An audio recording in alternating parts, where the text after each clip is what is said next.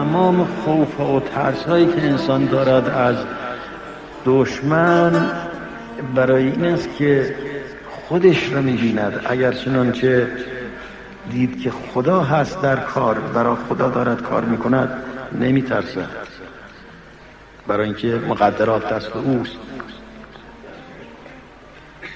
گمان نکنید که شما خودتون میتوانید یک کاری انجام بدید. شما اون کس هستید که اگر یک گنجشک از شما یه چیزی برداره بره، قدرت ندارید ازش پس بگیرید.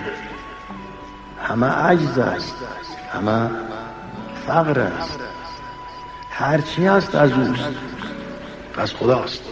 من بدون تو نمیتونستم، خواب من پر شده بود از کابوس.